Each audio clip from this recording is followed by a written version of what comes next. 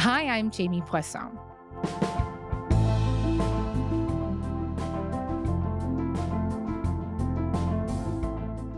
Around a decade ago, maybe a little less, there was this phenomenon that happened. Maybe you've heard it called the Céline-assance, where people who might have turned their noses up at Céline Dion, at her power ballads, at her melodrama, at her sincerity, began to realize that actually, unironically, Céline is cool. I don't know if you know this, but we're in the middle of a Céline-assance. That's what You we're should have calling let me know. I would have dressed appropriately. No, yes. Do you feel like... Suddenly, she was the queen of Paris Fashion Week. She was shimmering on the Met Gala red carpet, draped in silver tassels, crowned in peacock feathers. People were posting supercuts of her most delightfully quirky moments to YouTube and Twitter. How do you do? Who lets a leader? Who lets a leader?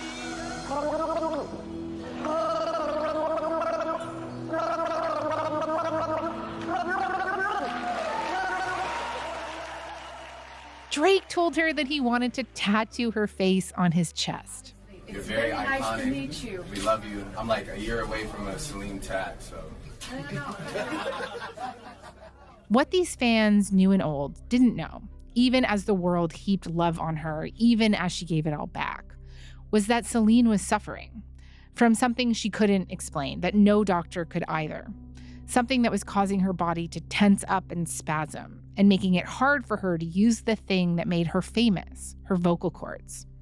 A year and a half ago, she went public with a diagnosis: stiff person syndrome. I miss you so much. I miss seeing all of you, being on the stage, performing for you.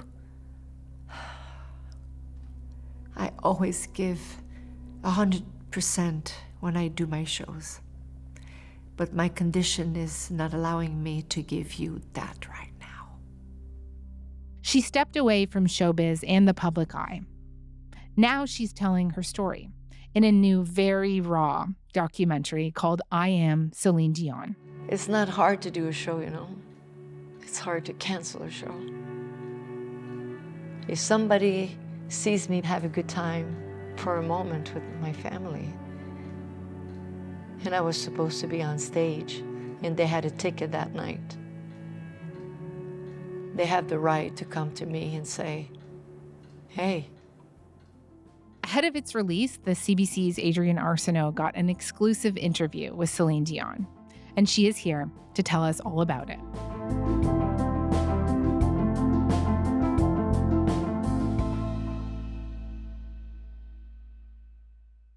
Hi, Adrienne. Hey, how are you?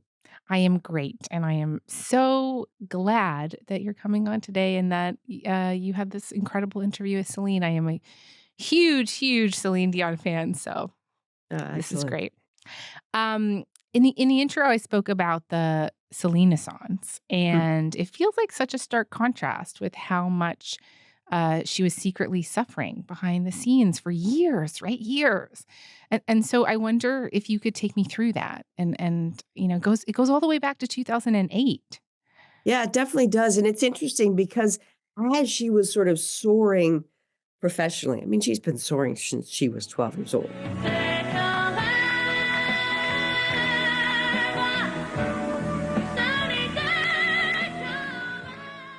But around the early 2000s, she really was doing phenomenally well. And she said that it was during the Taking Chances World Tour. She was in Germany, I think, when something pretty basic started happening. She woke up one morning. She'd had a rough night and her voice was hoarse. I mean, all of our voices get hoarse sometimes. Mine is hoarse right now. But the problem she had after she was having breakfast is that her voice was too high. She couldn't bring it down. And I started to feel a spasm, kind of somebody pressing back. So what it does in the vocal cords is that you feel, not normal, the stress, the panic. I started to compensate because I had to take the plane. I had a show that night. And like everybody, you find a million reasons to explain it away. I'm tired. I've done a lot of touring. Maybe I didn't sleep well. Maybe. But it stuck with her enough that she now counts that as the start of something that for the next 15, 16 years has knocked on the door more persistently, more aggressively, more frighteningly. And, a problem that refuses to be unacknowledged, if you will. It has barged its way into her life.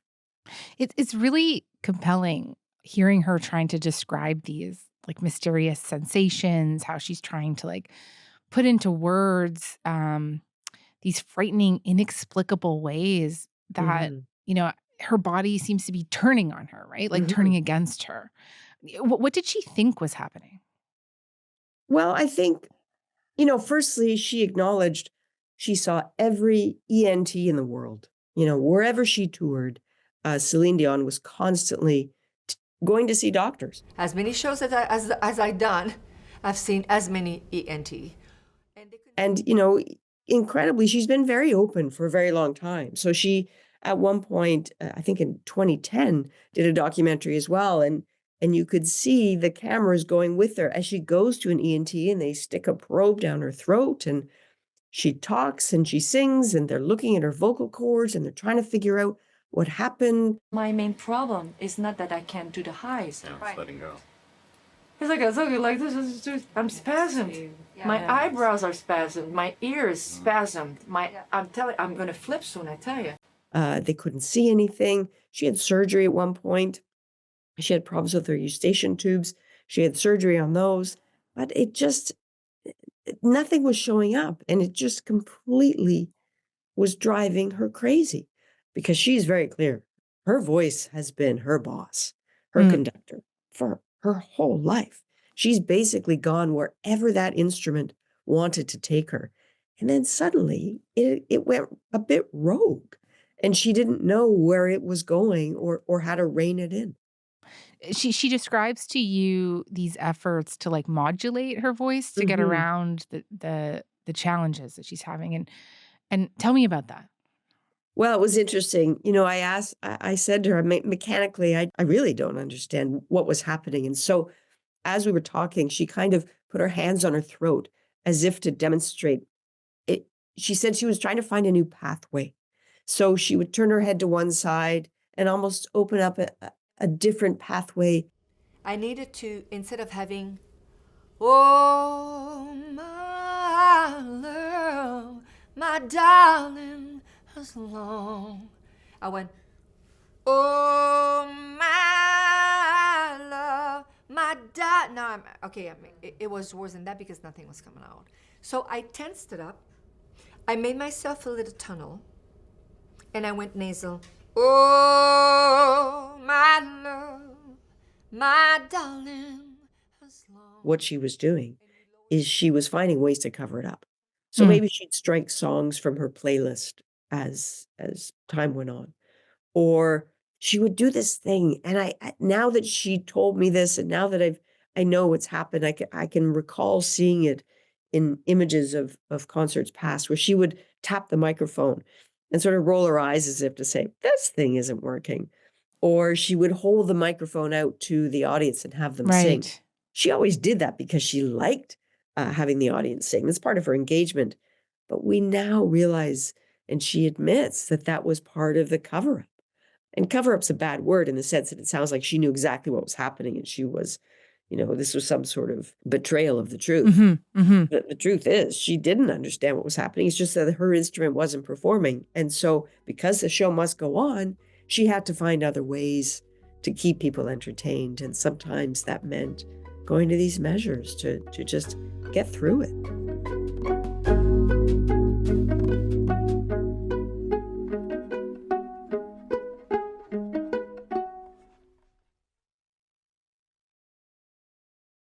As she was going through all of this in secret, publicly, she was also going through a lot of personal tragedies, right? Like Oh, yeah. she was taking care of her husband who was sick with cancer. I remember that. He's got a feeding tube.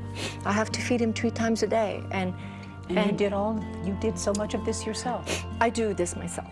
Then his death, the death of her brother just 2 days later. My brother, who passed away of this pretty much the same cancer as him, died on Renee's birthday. And I said to myself, for his birthday, my husband came and got my brother. Because The death of her mother, who is beloved, right, by her.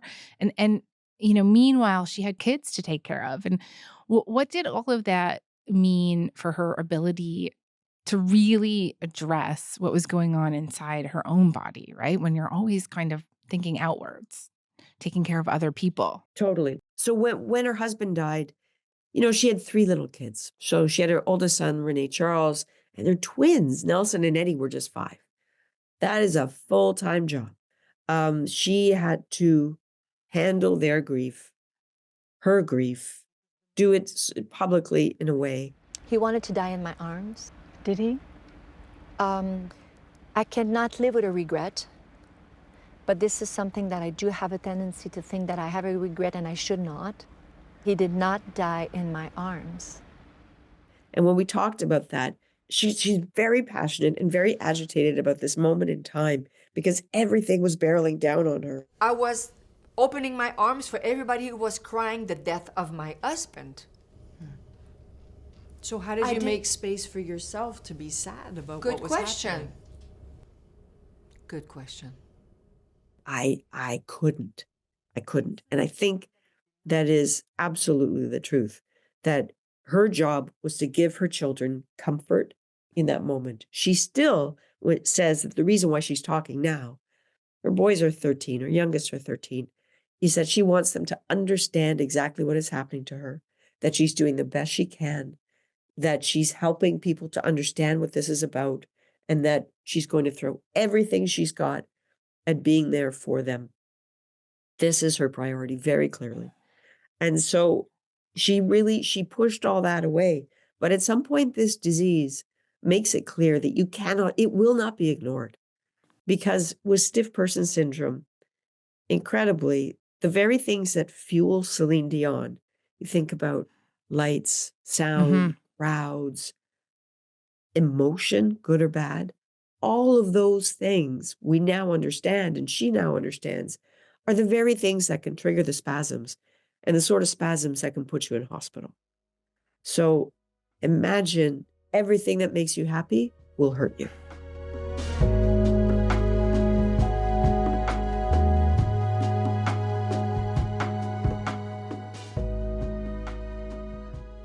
Tell me more about this condition, stiff person syndrome. She wasn't actually diagnosed until 2022. I remember she posted a video about it on social media that really shocked a lot of her fans. But, what is this condition? Tell me more about it. Well, it's interesting. I mean, you will sometimes hear a reference to stiff person syndrome being 1 in a million. Her doctor, Dr. Amanda Paquette, she's quite convinced it's more like 2 in 100,000. It's a big difference. It's an autoimmune neurological disorder. We don't understand the underlying pathophysiology. However, what we do understand is there's a dysfunction in the GABA receptor. The GABA receptor is the brakes of your nervous system. So if you can imagine, if you're always on the gas and not pushing on the brakes, you can have your central nervous system firing and causing muscle contractions that are basically fighting against you.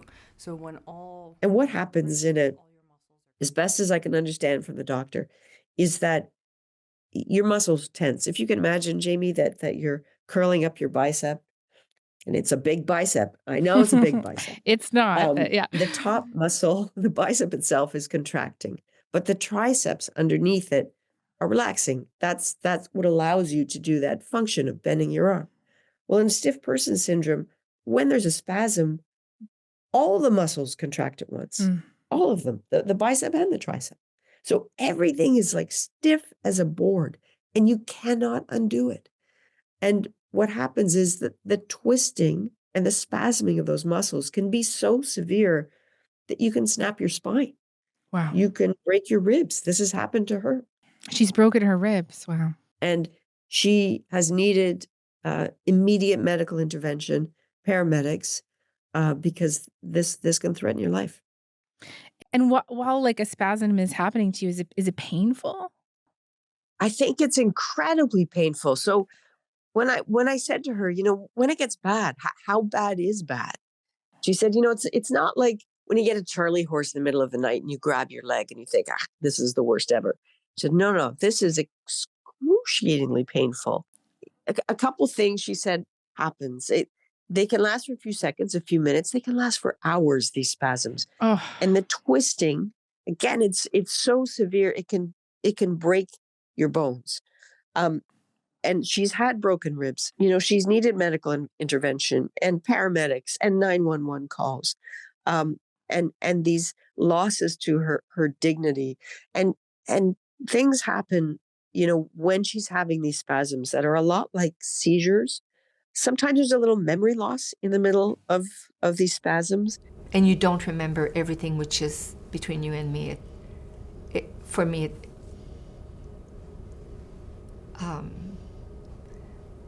it's okay that I don't remember everything, as long as... But she knows this is a progressive disorder.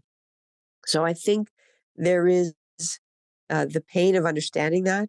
And then other things start to happen. Her doctor said that many people with stiff person syndrome become a bit agoraphobic. They're afraid to go outside for a whole bunch of reasons. In her case, she said, I was afraid to go outside, particularly when she didn't know what was going on, and have people say, oh, look at you enjoying your son's soccer game. Shouldn't you be working? Shouldn't you be doing a concert? And she said, I didn't know what to tell them.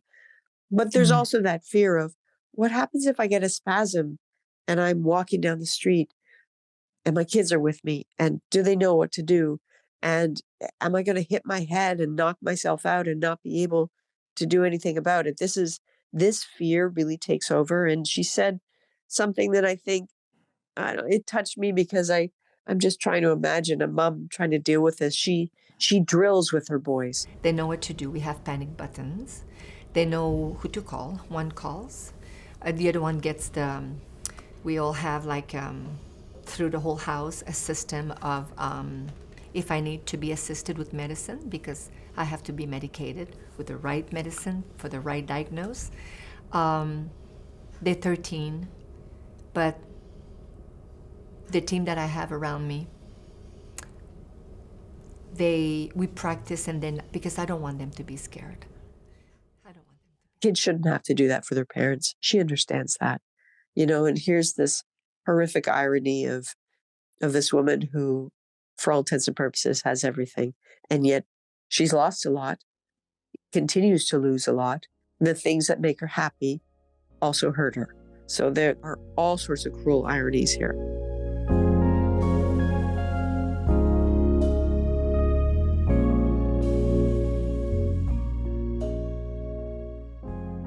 She also has this very personal documentary coming out. And so tell me a little bit more about that.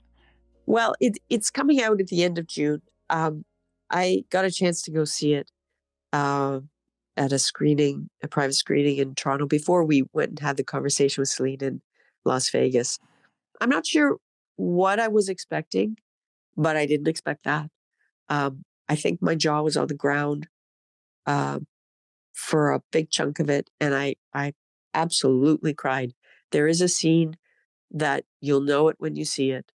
That is probably one of the most haunting scenes of someone in physical distress for a disease like this that I've ever seen, and I can't imagine anything more difficult to watch if you know somebody who has this stiff person syndrome. She's gutsy in this. She is very gutsy, and the director, Irene Taylor, is a phenomenal director. I asked her what surprised her when she started doing the doc. She said, well, firstly, she didn't know how sick she was, had no idea. And she wasn't sure what to expect from this working together with her. She basically was with her for roughly a year, watching the ins and outs of taking medicine and being with her kids and going through physical crises. And the first day she went to see her, Céline throws open the door. She's got a beautiful, crisp white shirt on and not a lick of makeup. And for Irene Taylor, it was really interesting. It was like, oh, that's okay. I'm getting the no holds barred version. And that's exactly what she got. And that was I asked Céline about it, and she said, at that point in my life, well, what's makeup? She's trying to find a way to survive. And sure, she likes wearing makeup, but she didn't need that at that moment. She needed to be real. And she absolutely was. It's a pretty astonishing thing to watch. If I can't run, I'll walk. If I can't walk, I'll crawl. I won't stop. In the documentary, she has this very poetic quote. She compares herself to an apple tree. Mm-hmm. And can you tell me about that? Sure. Yeah, it is interesting. She says, I feel like, let's say, there's an apple tree. I'm an apple tree. And people are in line, and I give them apples, the best, and I shine them. And they all leave with a basket of apples.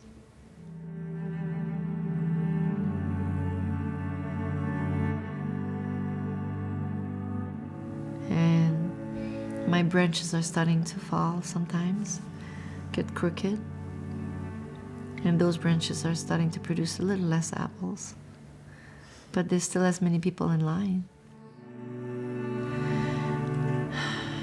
I don't want them to wait in line if I don't have apples for them.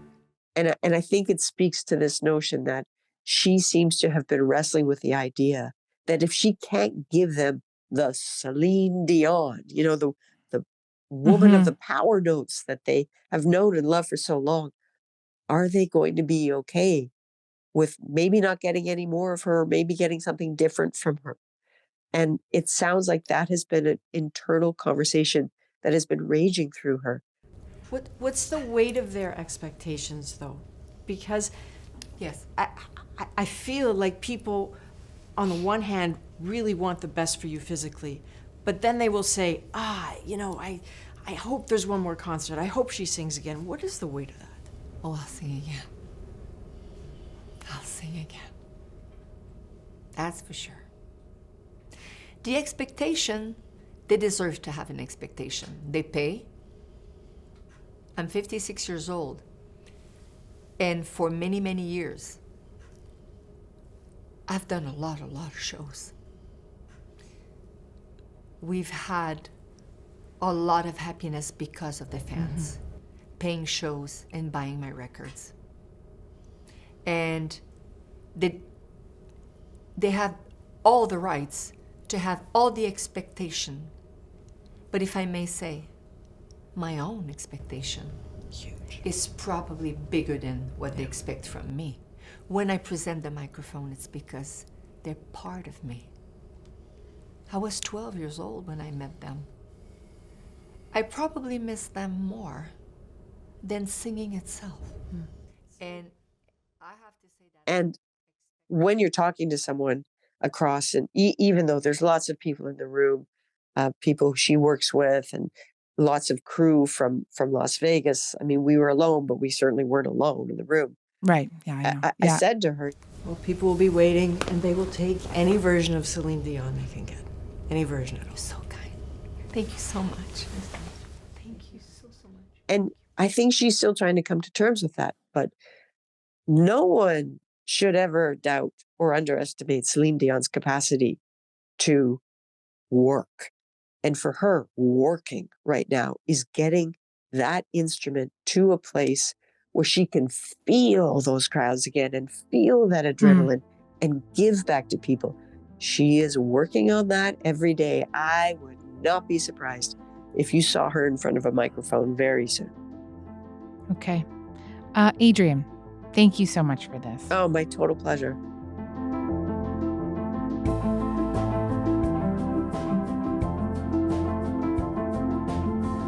All right. So you can find Adrienne's interview online now on CBC Gem or on the National's YouTube channel. It's called Céline Dion, I Will Sing Again. The documentary I Am Céline Dion is premiering on June 25th on Prime Video. That's all for today. I'm Jamie Poisson. Thanks so much for listening. Talk to you tomorrow.